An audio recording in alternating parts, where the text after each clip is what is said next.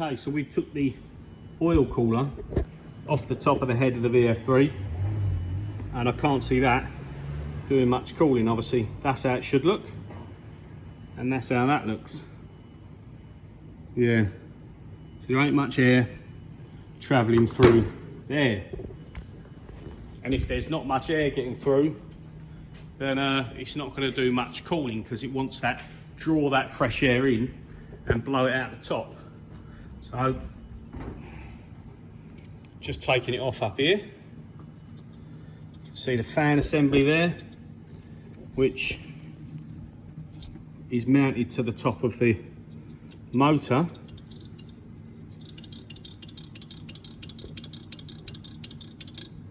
And you can see that's just been rubbing on there. Really good bearings on there, but that was slightly rubbing. You could just about hear, and you can see it's pretty grimy in there. So I'm going to undo these bolts, and I'm going to undo the bolts for the oil cooler pump, and I'll disconnect that plug, and we're going to take that assembly off, leave this oil cooler here somewhere so the oil doesn't spill out. We'll take that off and we'll have a proper look underneath and see if we can get this all cleaned out properly. And then while it's in there, I can see where I need to, if I can just focus down there, in there, you'll see, I'll just put my finger through, in there, the spindle temp overheat, or the motor overheat, should go in there. And that is the sensor that was dangling down here. So this is listed as spindle overheat. It's probably not going to function. Trying to focus in there. Yeah, so that one there, spindle overheat, and that was just dangling around the back of the apologies for the focus, around the back of the head there.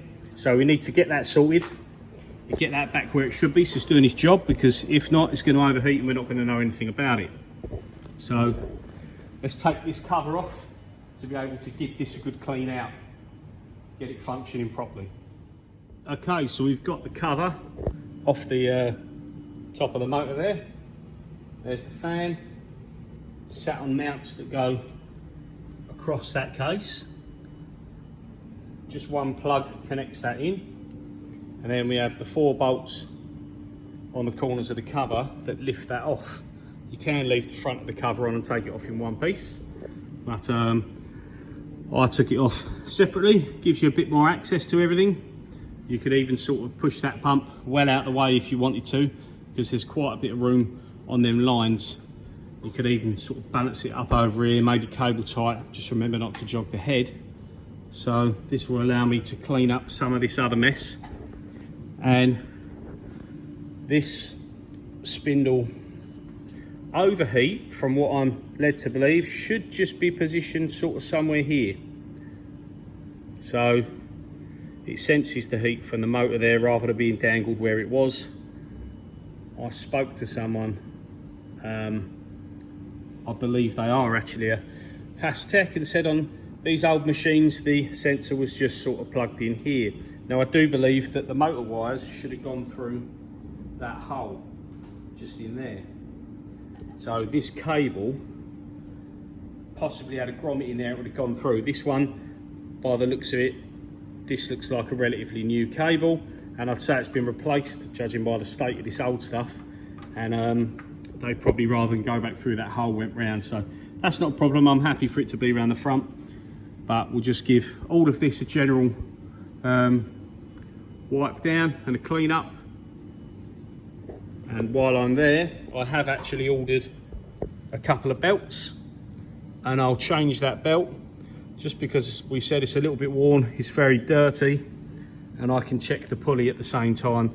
The belts, I didn't order it from Haas because they're just a generic HTD belts. This one I believe is 9mm by 300mm by 3mm pitch, and on eBay that belt is about £6. So I've ordered a couple of them, and I'm going to change that just as a matter of course while I'm up here. So yeah, let's get all this tidied up and give it a good clean up round here. And I'll get that oil cooler cleaned and then we'll put it back together. So I'll bring you back when it's all clean. Okay, so we've laid our top part oil cooler on there. We sprayed a load of like heavy duty, this is like heavy duty cleaner, just from like Screwfix. Sprayed it all on there. And then I'm going to hook up the jet wash, give that a blast, not too close because you don't want to damage the fins, but we'll give it a blast and we'll see what it looks like afterwards. Now it's the front covers turn. We've sprayed the cleaner on there, left it 3 or 4 minutes.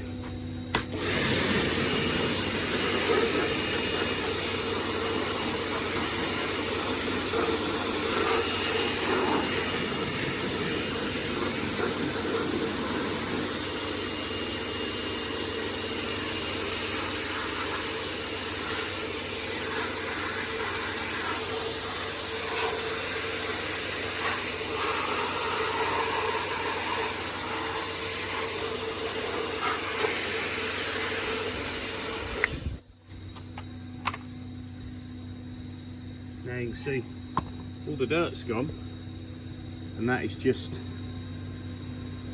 like a rust that's still on there. So just spray the backside, that is done, and then we're on to this. Okay, so now it's the turn of the top shroud for the motor. This might take a little bit more, I think, but let's give it a blast. Try not to knock it over.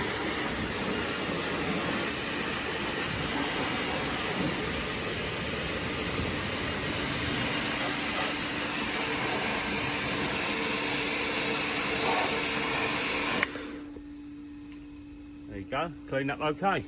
Let's have a look what it's like when it's done. Cleaned up some of the spindle head panels there. Obviously they were grimy as you like, so give them a good clean down and a jet wash. See, that one's still leaked out where there's a bit oil soaked on this pad, and these are still damp because I only done it a little while ago. But yeah, much better. And then these two are from the VF3, ready to go back on for the X-axis, but we're still waiting on a few fixings for that.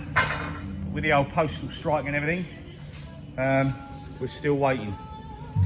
Going to fit the new seals, and then them trays which go on the end, and then the X-axis can be siliconed up and done. Move on to the Z-axis covers. Shined up the head, gave it a good clean up, removed 99.9% of the crud, clean the oil cooler. Yeah, looking a bit better now. Fan is sucking loads of air in there.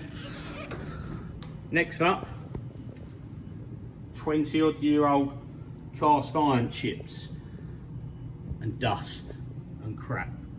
Ball screw stayed nice and clean. Rails are a bit grimy on top.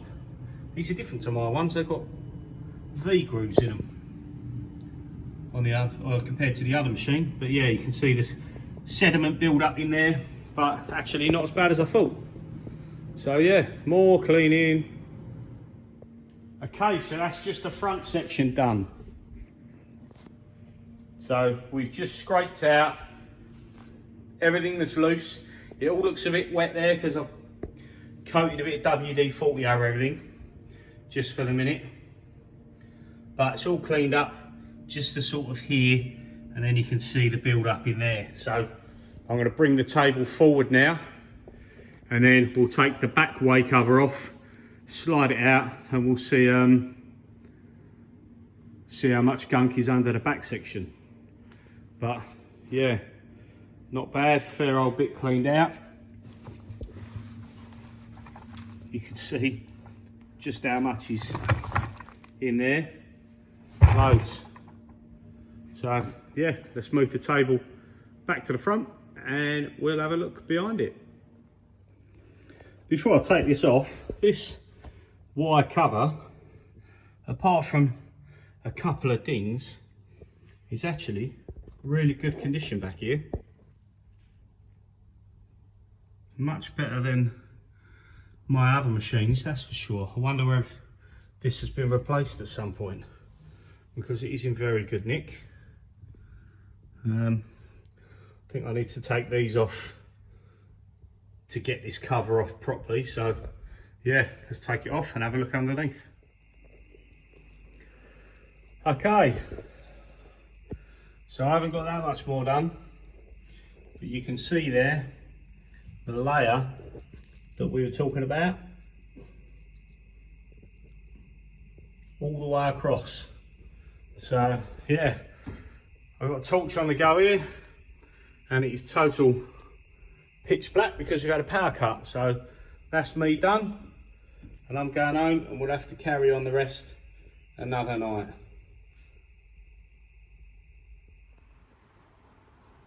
Okay, with the power come back on just after I did that video, so we've carried on. Move that torch, and as you can see, we've dug it all out, right down to the back area where I'll have to take the oil and air regulator setup off the back panel and move it out of the way to get to the rest. But massive amount removed. Literally that bin weighs an absolute ton now of all that old cast iron gumph. So yeah, job well done. Time, go home, have beer. Okay, so we've finished with the Y-axis. We've given it a right good clean up. Let me just jump in here and I'll show you where we're at with it. So we've cleaned out there, all along them rails, in the crevices, in the gaps, under the sides. A little bit of gunk here and there, but this is as much as I'm doing. The cables will be put back down and bolted back down to their fixing points. And there's another one up there, but you can see we're actually clean all the way through. So yeah, bear in mind, like you see in the other part of the video, that's about an inch deep, maybe more in places, of all that crud.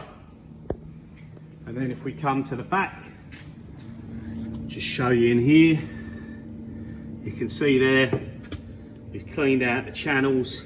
Still a little bit back there, but we've cleaned these out, and down there. Now they've masticked on some pieces here, obviously because it was overflowing, because these channels were full up, so everything that come out of there would have run along here and just run straight over the top. And then this channel right down here, the actual sump where the coolant and that comes out of the hose and either runs to the coolant tank or runs back in. You can see we've cleared that out. We'll probably do it a little bit better, but that was actually level with this top part here. So nothing was going to get out of that tube, completely blocked solid. So yes, there's the wire all done. Next week I'll screw down the P-clips for the cables, and then we can look at putting the cover back on that's down here. We'll get that back on, silicone, put back in. And then also the front one that I mentioned before, we get this cleaned up and we'll get the new wipers put in, and then that can also go back on. So yeah, there's one part done. Next week, maybe the week after, we'll see how we get on for time, but I'll get the X-axis covers off and we'll see what lies under there. But I'm pretty sure it's going to be much of the same that we just had, so we know what we are coming up to and what we've got in store. But yeah, so Y-axis clean, another job done. Like and subscribe if you like the content. Cheers for watching.